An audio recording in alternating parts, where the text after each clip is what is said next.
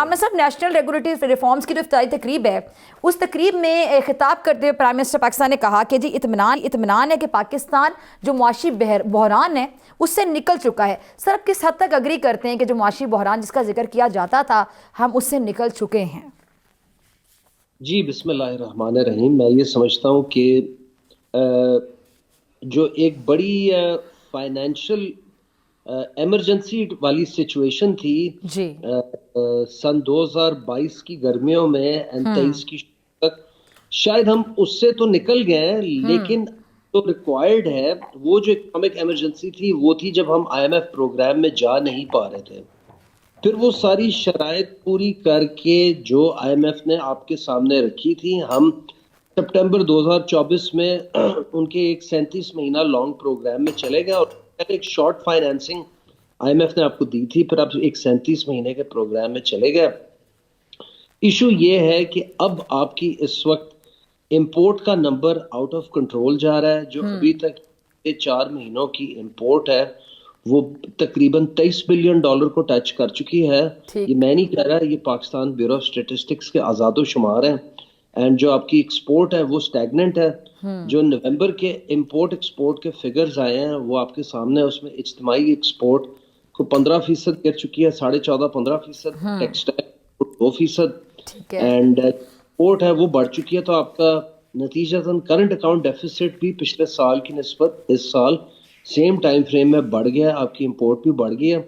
Government کو صرف اس وقت اس چیز کا بینیفٹ آ رہا ہے کہ ان کے پاس پہلی دفعہ 76 سال میں 3 ملکوں کی امانت یا سیفٹی ڈپازٹ $9 بلین کی صورت میں پڑے ہیں، جو پہلے ماضی میں پاس نہیں تھے. دوسرا، یہ جو بھی سال ختم ہوا اس میں 30 بلین سے $38 بلین کی ریمیٹنس پہ چلے گئے. اگین ریمیٹنس ایک کیش فلو آئٹم نہیں ہے، وہ اوورسیز پاکستان میں پیسہ ادھر بھیجا ہے اپنے عزیز و اقارب اور اخراجات میٹ کرنے. اور تیسرا، یہ ٹیکس نیٹ کو 8.3 سے 12.3 تک لے گئے ہیں ٹیکس کلیکشن، ایک ون ٹائم. لیکن وہ ساری عمر تو ایسا تو نہیں ہوگا نا کہ ٹیکس کلیکٹ بڑھتی رہے گی. تو یہ ان کو ابھی ان 3 چیزوں کا کمفرٹ ہے.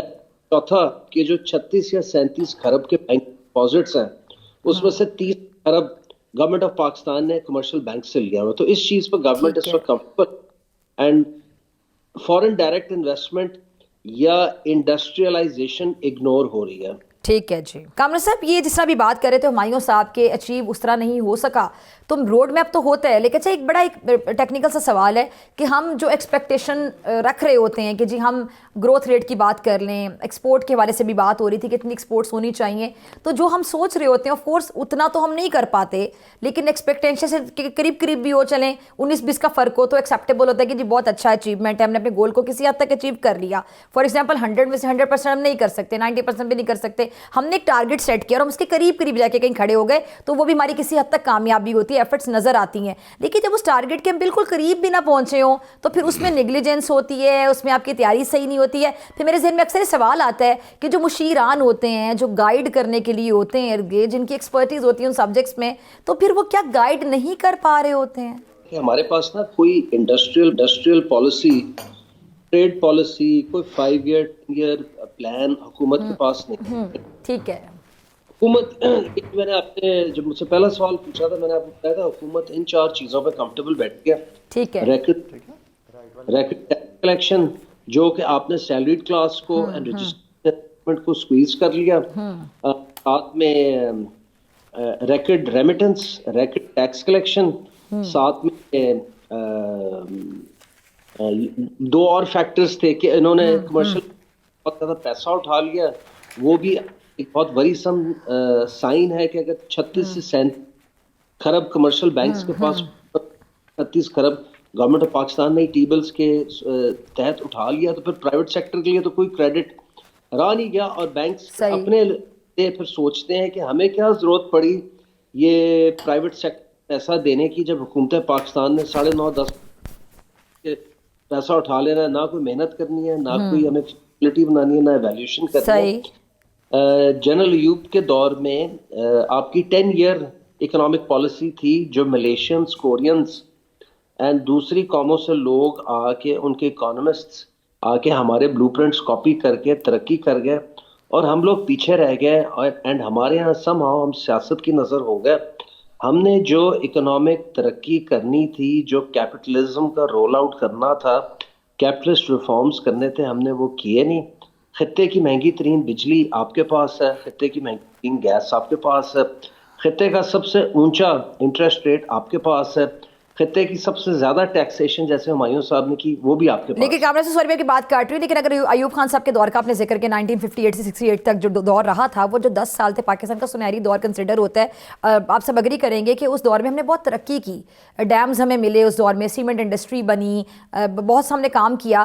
اس کے بعد آٹو موبائل انڈسٹری کی میں بات کروں, معیشت کے لیے ایک بہترین گولڈن ایک ایرا کنسیڈر ہوتا ہے وہ دور. ہم اگر ڈیمز کی بات کر لیں 1961 سے لے کے آنورڈ, ان کے دور میں وارسک بنا, منگلا بنا, سملی بنا, راول بنا, ہب بنا, خانپور, تربیلا, یہ سارے ڈیمز انہوں نے ہمیں دیے. تو اس دور میں جو ترقی تھی, ترقی کی جو شرح تھی, اس کی آپ کو وجہ کیا سمجھ آتی ہے؟ اس کو بعد میں ہم مینٹین نہیں کر پائے, سسٹین نہیں کر پائے. اس لیے ہم سسٹین نہیں کر پائے کیونکہ ہمارا فوکس لوز ہو گیا اور ہم چیزوں کی نظر ہو گئے. اس وقت اب کوئی یہ نہیں دیکھ رہا کہ پاکستان دنیا کا آفیشلی 5واں بڑا ملک at 25 crore 65 lakh and unofficially شاید چوتھا بڑا ملک ہے. نمبر 1 انڈیا ہے 1 ارب 44 کروڑ, نمبر 2 چائنا ہے 1 ارب 41 کروڑ, نمبر اسٹیٹس آف امریکہ تقریباً 35 کروڑ کے درمیان میں, نمبر 4 پہ انڈونیشیا آتا ہے 28 کروڑ 80 لاکھ. ہم 5ویں نمبر پہ. مجھے تو لگتا ہے ان آفیشلی شاید ہماری پاپولیشن جتنے آپ کے شہروں کے سائز پھیل چکے ہیں, آپ انڈونیشیا کو ان آفیشلی ایکسیڈ کر گئے ہیں. اور جیسے آپ نے خود شروع میں کہا کہ S I F C national coordinator نے پاکستان بزنس کاؤنسل کے فورم پہ خود کہا 7 ہفتے پہلے ان امپلائمنٹ نمبرز آئے, 10 دن پہلے 7.8% یا 59 لاکھ لوگ اس وقت ان امپلائڈ ہیں. خدا رہا اس میں 10 سے 15 لاکھ لوگ گریجویٹ پوسٹ گریجویٹ ہیں. اس کی تعداد سے لوگ ورک فورس میں آ رہے ہیں پڑھے لکھے. تو اگر آپ ان کے لیے روزگار کے مواقع نہیں فراہم کریں گے تو یہ ٹھیک.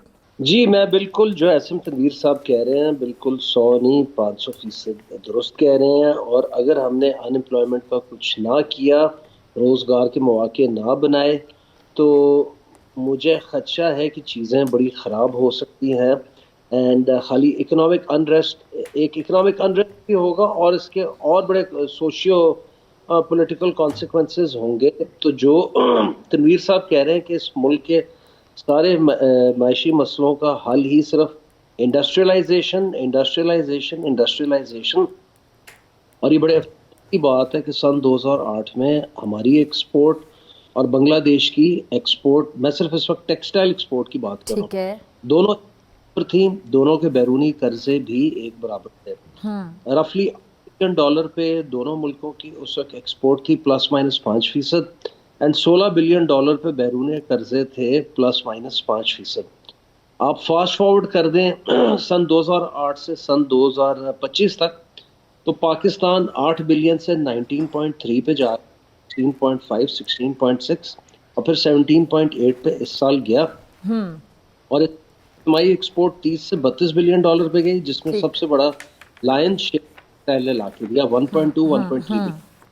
بنگلہ دیش 2008 سے 2025 تک 8 بلین سے لے کے 47 بلین پلس پہ گیا. اکنامک سٹیبلٹی بھی لے آئے, لوگوں کو انہوں نے کام پہ بھی لگایا, اینڈ ان کے بیرونی قرضے بھی ہم سے بہت کم ہے.